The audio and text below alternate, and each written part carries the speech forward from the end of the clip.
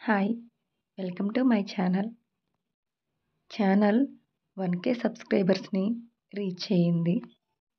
నన్ను సపోర్ట్ చేసి సబ్స్క్రైబ్ చేసుకున్న వారందరికీ థ్యాంక్ యూ. ప్రేమతో మొదలైన పగ ఎపిసోడ్ నెంబర్ 20. కార్తీక్‌కి ఉన్నట్లుగానే పాపకి కూడా గుండెల మీద పుట్టుమచ్చ ఉంటుంది. నువ్వు నా జీవితంలో సంతోషాల్ని, వెలుగులని నింపడానికి వచ్చిన దేవతవి. అందుకే నీకు జ్వాల అని పేరు పెడుతున్నాను అని కారుణ్య పాపకి జ్వాల అని పేరు పెడుతుంది. పాప చూడడానికి చాలా ముద్దుగా, చాలా అందంగా ఉంటుంది. పాపకి ఆ ఊరంతా చుట్టాలే. ఎప్పుడూ జింక పిల్లలాగా ఎగురుతూ అన్ని ఇళ్ళు తిరుగుతూ ఉంటుంది. కూతురు పెరుగుతున్న కొద్దీ కారుణ్య తండ్రి గురించి గొప్పగా చెబుతుంది. కారుణ్య తండ్రి గురించి చెప్పిన మాటలకి పాపకి తండ్రి అంటే చాలా ప్రేమ ఏర్పడుతుంది. ఎప్పుడైనా పరిగెడుతూ కింద పడితే అమ్మా అని అనకుండా నాన్న అని అంటుంది.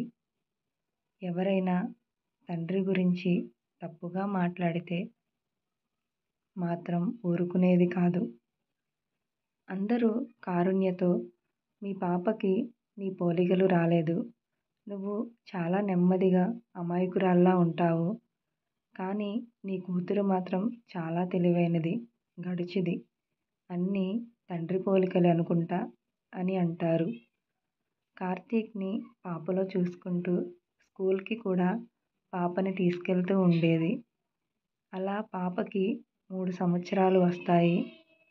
ఒకరోజు స్కూల్లో పిల్లలు పాపని ఆడిస్తుంటే సడన్‌గా పాప కింద పడి ఊపిరాడక కొట్టుకుంటుంది. పిల్లలు భయంతో కారుణ్య మిస్ అని కేకలు వేస్తూ పరుగున వస్తారు. ఏమైంది? ఎందుకు ఇలా పరిగెత్తుకుంటూ వస్తున్నారు? అని కారుణ్య అడుగుతుంది.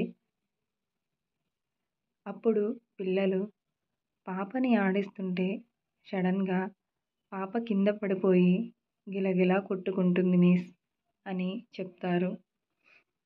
ఆ మాటలు వినగానే కారుణ్యకి కాళ్ళ కింద భూమి కంపించినట్లు అవుతుంది. కంగారుగా పరిగెత్తుకుంటూ పాప దగ్గరికి వెళ్తుంది. జ్వాల, అమ్మ జ్వాల, ఏమైందమ్మా నీకు? అని పాపని ఎత్తుకుని ఆ ఊరికి కొంచెం దూరంలో ఉన్న చిన్న హాస్పిటల్‌కి తీసుకువెళ్తుంది. అక్కడ డాక్టర్ వైద్యం చేసి కారుణ్యతో పాపకి బ్రీతింగ్ ప్రాబ్లమ్ వచ్చింది. పాపకి హార్ట్ ప్రాబ్లమ్స్ ఏమైనా ఉన్నాయా? అని డాక్టర్ అడుగుతారు. లేదు డాక్టర్, ఇప్పటివరకు పాపకి ఎలాంటి ప్రాబ్లం లేదు. చాలా యాక్టివ్‌గా ఉంటుంది. ఇప్పుడు పాపకి ఏమీ కాలేదుగా అని ఏడుస్తూ కంగారుగా అడుగుతుంది. ప్రస్తుతానికి పాప బాగానే ఉంది. కానీ పాపకి ఏదైనా హార్ట్ ప్రాబ్లం ఉందేమో చెక్ చేయించండి. మాది చిన్న హాస్పిటల్.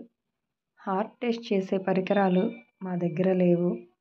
అందుకే పాపని ఏదైనా పెద్ద హాస్పిటల్‌లో చూపించండి అని డాక్టర్ అంటారు. డాక్టర్ మాటలతో కారుణ్య చాలా భయపడిపోతుంది. వెంటనే పాప దగ్గరికి వెళ్ళి పాపని దగ్గరికి తీసుకుని ఏడుస్తూ నీకు ఏమైనా అయితే మాత్రం నేను బ్రతకను అని ఏడుస్తుంది. అమ్మా, ఎందుకు ఏడుస్తున్నావు? నాకు ఏమైంది? అని ముద్దు ముద్దుగా అడుగుతుంది. నీకు ఏమీ కాలేదు.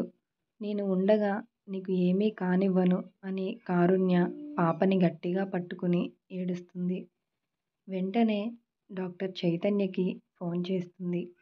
చైతన్య ఫోన్ లిఫ్ట్ చేయగానే అన్నయ్య అని ఏడుస్తుంది. కారుణ్య ముందు ఏమైంది చెప్పు? ఎందుకు ఏడుస్తున్నావని అడుగుతాడు. కారుణ్య బాధని దిగమింగుకొని జరిగినదంతా చైతన్యకు చెబుతుంది. నువ్వు కంగారు పడకు, నేను వస్తున్నాను అని చైతన్య బయలుదేరి వెళ్ళి కారుణ్యని పాపని తీసుకుని సిటీకి వస్తాడు. హాస్పిటల్లో టెస్టులు చేస్తారు. కారుణ్య బయట వెయిట్ చేస్తూ ఉంటుంది. డాక్టర్ చైతన్యతో, చైతన్య, ఆ పాపకి చాలా సీరియస్గా ఉంది. హార్ట్ ట్రాన్స్ప్లాంట్ చేయాలి. లేదంటే పాప ఎక్కువ కాలం బతకదు. కానీ ఆపరేషన్కి కోట్లలో ఖర్చు అవుతుంది. ఖర్చు విషయం పక్కన పెడితే డోనర్ దొరకడం చాలా కష్టమని డాక్టర్ అంటారు. ప్రస్తుతానికి కొన్ని మెడిసిన్స్ ఇస్తున్నాను. అవి వాడమనండి.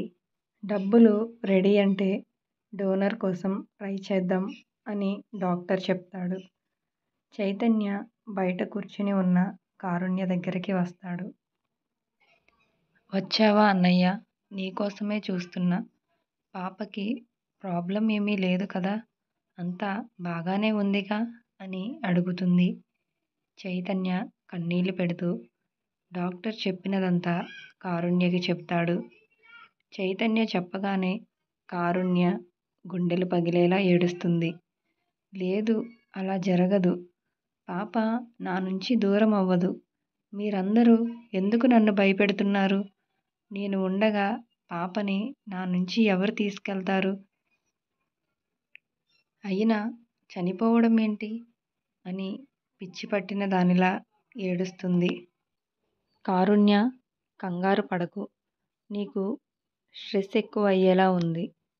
నా దగ్గర ఉన్న ఇల్లు అమ్మేసినా 50 లక్షలు వస్తాయి. ముందైతే డోనర్కి అప్లై చేద్దాం. పాపకి సంవత్సరం టైం ఇచ్చారు. డబ్బుల కోసం మనం బయట ట్రై చేద్దాం. నువ్వు ఇలా ఉంటే పాపని ఎవరు చూసుకుంటారు? ధైర్యంగా ఉండు అని చెప్తాడు.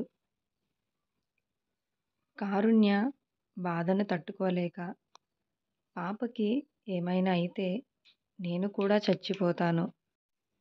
పాప లేకుండా నేను ఉండలేను అని అంటుంటే చైతన్య కారుణ్య భుజాల మీద చేయి వేసి దగ్గరకు తీసుకుని ఓదారుస్తాడు. ఇంతలో ఇలా ఉన్న వీళ్ళని ఒకరు ఫోటో తీసి కార్తీక్కి పంపిస్తారు. 3 సంవత్సరాల తర్వాత కార్తీక్ కారుణ్యని చూడగానే నీ గురించి ఎంత చెప్పినా నమ్మలేదు. కానీ వీడి కోసమేనా నన్ను మోసం చేశావు అని కారుణ్య మీద ఇంకా కోపాన్ని పెంచుకుంటాడు. ఎంతగా ప్రేమించానే నిన్ను. నువ్వు వీడితో ఒక పాపని కూడా కన్నావని తెలిసింది. ఛీ, నాతో ఉండి ఇంకొకరితో అలా ఎలా చేయగలిగావు? నువ్వంటేనే అసహ్యం వేస్తుంది అని అనుకుంటాడు. ఒకరోజు హర్ష కార్తీక్తో, ఇంకా ఎన్ని రోజులని ఇలా ఇక్కడ ఉంటావు? ఇంక గతాన్ని మర్చిపోయి మనం ఇండియా వెళ్దాం. ఇక్కడి నుంచి బిజినెస్ హ్యాండిల్ చేయడం చాలా కష్టంగా ఉంది. కేకే ఇండస్ట్రీస్లో ఏదో తేడా జరుగుతుందని తెలిసింది. ఇంకా దాని గురించైనా అక్కడికి వెళ్ళి దాని బాధ్యతలు తీసుకో అని చెప్పి హర్ష వెళ్ళిపోతాడు. కార్తీక్ ఆలోచిస్తూ, మోసం చేసిన మనిషి ఇంకొకడితో హ్యాపీగా ఉంది. అలాంటిది నేను దానికోసం ఇక్కడ ఎందుకు ఉండాలి అని అనుకుని ఫోన్ చేసి, హర్ష, మనం ఇండియా వెళ్దాం. కానీ అంతకంటే ముందే నాకు పెళ్ళయిందని అనౌన్స్ చేయాలి. మళ్ళీ అలాంటి వాళ్ళ చేతిలో మోసపోవాలనుకోవట్లేదు అని కార్తీక్ అంటాడు. మరి అమ్మాయి ఎవరని అడిగితే ఏమి చెప్పాలి అని హర్ష అడిగితే అలేఖ్య అని చెప్తాడు. ఏంటి, అలేఖ్యానా అని హర్ష ఆశ్చర్యంగా అడుగుతాడు. అవును, అలేఖ్యకి నాకు పెళ్ళి అయిందని అనౌన్స్ చెయ్యి. తర్వాత నేను ఇండియా వస్తున్నానని చెప్పు అని కార్తీక్ అంటాడు. అలేఖ్య ఎవరో గుర్తుందిగా? కాలేజ్లో కార్తీక్ని మనం ఫ్రెండ్స్గా ఉందామా అని అడిగిన అమ్మాయి. కార్తీక్, కారుణ్య విడిపోయిన తర్వాత అలేఖ్య కార్తీక్ గురించి నిజం తెలుసుకుంటుంది. వాళ్ళు విడిపోయినందుకు హ్యాపీగా ఫీల్ అయ్యింది. కార్తీక్ కొత్తగా స్టార్ట్ చేసిన కేకే ఇండస్ట్రీస్ కంపెనీ ద్వారా కార్తీక్ని కాంటాక్ట్ అవుతుంది. కారుణ్య గురించి ఇంకా లేనిపోనివి చెప్పి కార్తీక్ మనసులో విషాన్ని నింపుతుంది. అలా కార్తీక్ కంపెనీలో సెటిల్ అవుతుంది. నువ్వు మంచివాడివి కార్తీక్. నువ్వు జాబ్ ఇచ్చి నాకు లైఫ్ ఇచ్చావు. నీకోసం నేను ఏమైనా చేస్తాను అని ఎప్పుడూ చెబుతూ ఉంటుంది. కార్తీక్ నీ పెళ్ళి అయినట్లు అనౌన్స్ చేయమని కూడా అలేఖ్యనే ఐడియా ఇస్తుంది.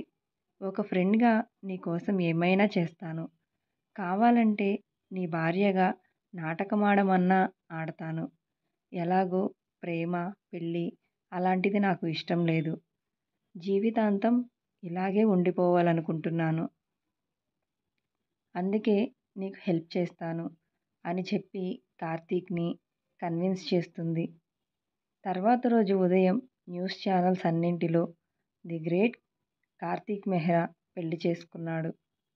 ఆ అమ్మాయి ఎవరంటే ఇప్పటి వరకు ఇండియాలో ఉండి కార్తీక్ కంపెనీకి హెల్ప్ చేస్తూ వస్తున్న అలేఖ్య అని ఇద్దరి ఫోటోలు చూపిస్తూ ఇంకొక ముఖ్యమైన విషయం ఏంటంటే కార్తీక్ మెహ్రా ఇప్పుడు ఇండియా రాబోతున్నారు అని అన్ని ఛానల్స్లో చెబుతుంటారు. కారుణ్య ఒక హోటల్లో పాపకి టిఫిన్ పెడుతూ అక్కడ ఉన్న స్క్రీన్ మీద ఆ న్యూస్ చూస్తుంది. అంతే, ఒక్కసారిగా చేతిలో ఉన్న ప్లేట్ కింద వదిలేస్తుంది. చైతన్య అక్కడికి వచ్చి కారుణ్య ఏమైంది, చేతిలో ప్లేట్ ఎందుకలా పడేశావు అని అడుగుతాడు. కారుణ్య స్క్రీన్ వైపు చెయ్యి చూపిస్తూ వణికిపోతుంది. చైతన్య అటువైపు చూసి నిర్ఘాంతపోతాడు. వెంటనే కారుణ్య వైపు చూసేసరికి కారుణ్య స్పృహ కోల్పోతుంది. చైతన్య వెంటనే కారుణ్యని పట్టుకుని ముఖం మీద నీళ్లు చల్లుతాడు. కారుణ్య నెమ్మదిగా కళ్ళు తెరిచి గట్టిగా ఏడుస్తూ టేబుల్ మీద ప్లేట్స్ అన్నీ చేతులతో తోసేస్తుంది. కారుణ్య ప్లీజ్ అలా ఏడవకు. చూడు, నిన్ను చూసి పాప కూడా భయపడిపోతుంది అని అంటాడు. లేదు, ఇదంతా నేను భరించలేకపోతున్నాను. తట్టుకోవడం నా వల్ల కావట్లేదు అని చేతులతో తలను బాదుకుంటుంది. కారుణ్యని అలా చూడగానే అమ్మా అని జ్వాల దగ్గరికి వస్తుంది. చూడు కారుణ్య, నిన్ను చూసి పాప ఎలా కంగారు పడుతుందో. పాప టెన్షన్ పడితే పాపకి ప్రమాదం. నువ్వు కొంచెం కంట్రోల్గా ఉండు అని అంటాడు. కారుణ్య పాపని దగ్గర తీసుకుని ఇంకా ఇప్పటి నుంచి నీకు అమ్మ మాత్రమే ఉంది, నాన్న లేడు అని పట్టుకుని ఏడుస్తుంది. చైతన్య పాపని ఎత్తుకుని కారుణ్యని పైకి లేపి రూమ్కి తీసుకెళ్తాడు. చూడు కారుణ్య, నువ్వు ఇలా బాధపడుతూ కూర్చుంటే పాప ప్రాణాలకే ప్రమాదం. నువ్వు ఇప్పుడు ఆలోచించాల్సింది కార్తీక్ గురించి కాదు, పాప గురించి. నువ్వు ఎలాగో చదువుకున్నావు కాబట్టి ఏదైనా జాబ్కి ట్రై చెయ్యి. ఆ డబ్బులు కూడా నీకు హెల్ప్ అవుతాయి.